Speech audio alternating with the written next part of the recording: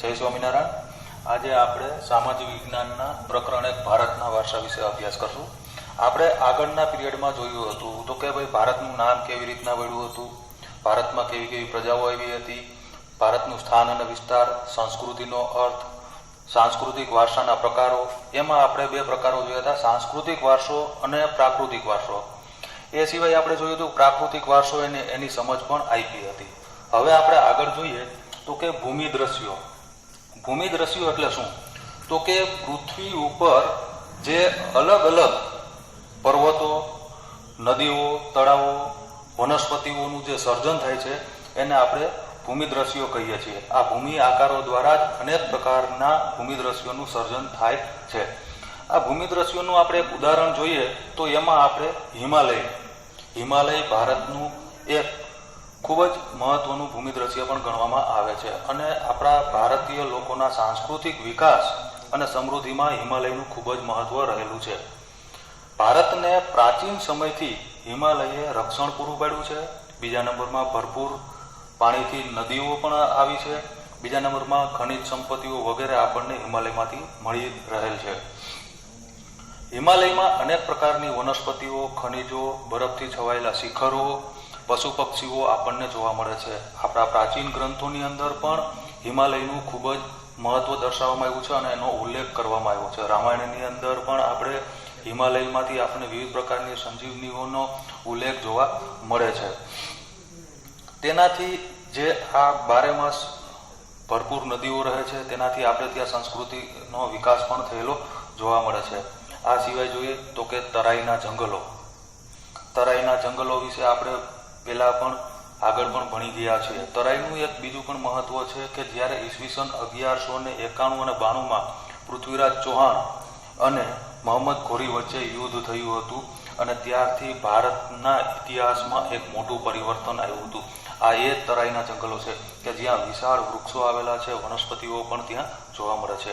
આ સિવાય હિમાલયની અંદર આપણા ભારતના ઘણા બધા ધાર્મિક સ્થળો પણ જોવા મળે છે, જેમ કે અમરનાથ, કેદારનાથ, બદ્રીનાથ, કે જે આપણા ખૂબ જ હિન્દુ ધર્મ માટે ખૂબ જ મહત્વ રહેલું છે અને તેમાંથી આપણને ત્યાં આપણા જે હિન્દુ ધર્મને લગતા એ સિવાયના બીજા ઘણા બધા પણ ધાર્મિક સ્થળો આવેલા છે.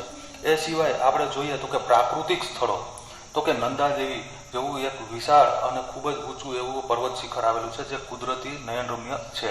આમ હિમાલયનું મહત્વ ભારતના ઇતિહાસમાં અને પ્રાકૃતિક વારસાની દ્રષ્ટિએ ખૂબ જ મહત્વ ધરાવે છે. એના પછી જોઈએ નદીઓ.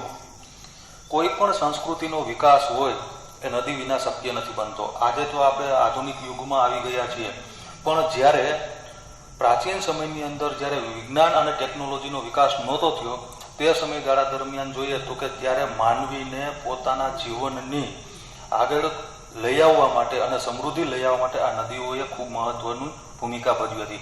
માનવીએ જ્યારે કૃષિ ખેતીનો વિકાસ નહોતો કર્યો ત્યારે આ નદીમાંથી એમણે પોતાનો ખોરાક મેળવી રહેતા હતા. કેવી રીતના? તો કે જ્યારે માનવી પોતાનું રહેઠાણ છે એ નદી કિનારે કરતો હતો અને ત્યારે ત્યાં વિવિધ પશુઓ આવતા હતા અને એનું શિકાર કરી અને પોતાનું જીવન ગુજારતો હતો. એટલા માટે આજે વિશ્વની કોઈ પણ સંસ્કૃતિને તમે લઈ લ્યો તો એ નદી કિનારે વિકાસ પામી. નંબર 2 તો કે નદી કિનારે પુષ્કળ પ્રમાણમાં પાણી મળી રહેતું હોવાથી ત્યાં ખેતી પણ એક શક્ય બની હતી અને ત્યાં વિવિધ પ્રકારના ફળફળાદી વનસ્પતિઓનો વિકાસ થયો હતો. પ્રાચીન કાળથી માનવીના વિકાસમાં આ નદીઓએ ખૂબ જ મહત્વની ભૂમિકા ભજવી છે અને ભારતની સંસ્કૃતિ જોઈએ તો એ સિંધુ અને રાવી નદીના કિનારે વિકાસ પામી હતી. આ કઈ નદીઓ ભારતની હતી કે જેણે આપણી સંસ્કૃતિને વિકાસ કરવામાં મહત્વની ભૂમિકા ભજવી હતી? તો કે એમાં સિંધુ, ગંગા, યમુના, સરસ્વતી, નર્મદા, ગોદાવરી વગેરે નદીઓએ ભારતીય જીવનને ખૂબ જ સમૃદ્ધ બનાવ્યું છે અને આપણી સંસ્કૃતિ ઉપર એને પ્રગાઢ અસરો પણ જન્માવી હતી. નદીઓમાંથી આપણને પીવાનું પાણી, વપરાશનું પાણી, સિંચાઈ, વીજળી, ખેતી, જળમાર્ગ જેવી આપણી અનેક જરૂરિયાતો સંતોષવામાં નદીઓએ અગ્રીમ સ્થાન બનાવ્યું છે. આપણી સંસ્કૃતિની પણ વિશ્વની કોઈ પણ સંસ્કૃતિ લઈ લો એ બધી જ સંસ્કૃતિઓના વિકાસમાં નદીઓએ ખૂબ મહત્વની ભૂમિકા ભજવી છે. આ ઉપરાંત માટીના વાસણો, માનવીએ જ્યારે ધાતુ નહોતી શોધાણી ત્યારે પોતે માટીના વાસણોનો ઉપયોગ પોતાની જીવન જરૂરિયાતની ચીજ વસ્તુઓમાં કરતો હતો. તે મકાનો અને મકાનોમાં જે લીપણ કરવામાં આવતા હતા તે તથા ઉદ્યોગોના વિકાસ માટે પણ નદીઓ ખૂબ જ મહત્વની છે.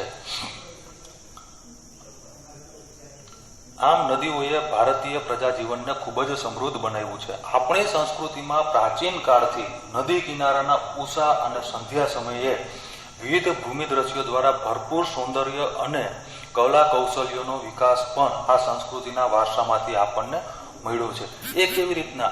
તો કે નદી કિનારે સંધ્યા એટલે સાંજના સમયે, ઉષા એટલે સવારના સમયે તમે જાઓ તો એ કુદરતી દ્રશ્યનું સર્જન થાય છે.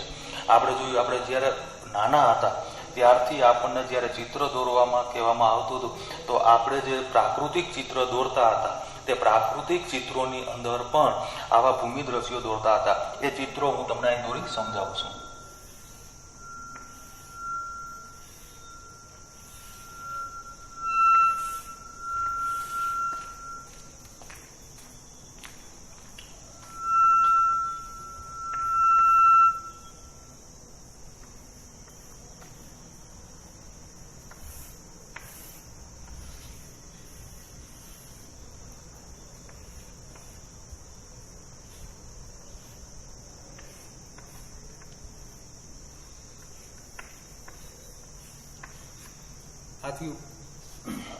હાથીઓ પ્રાકૃતિક દ્રશ્ય. આપણે નાનપણથી આવા ચિત્રો દોરીએ. હવે મિત્રો વિચાર કરો કે આપણે આ ચિત્રો દોરવા માટે આપણે એક નદીઓનો જે ભૂમિ દ્રશ્ય સર્જાણું હતું તેનો ઉપયોગ કર્યો હતો.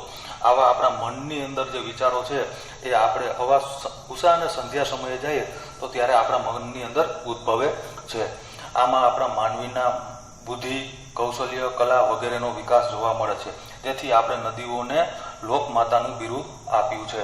તો મિત્રો આપણે જોયું હતું કે ભૂમિ દ્રશ્યો અને નદીઓ આ બંનેના જે આપણને પ્રાકૃતિક વારસો મળ્યો છે તેનું માનવ જીવન ઉપર ખૂબ જ અસર પડે છે. અને આપણે જે સમૃદ્ધિ મેળવી છે, આપણે જે વિકાસ કર્યો છે એ આપણા પ્રાકૃતિક આ વારસા દ્વારા આપણે મેળવેલું છે.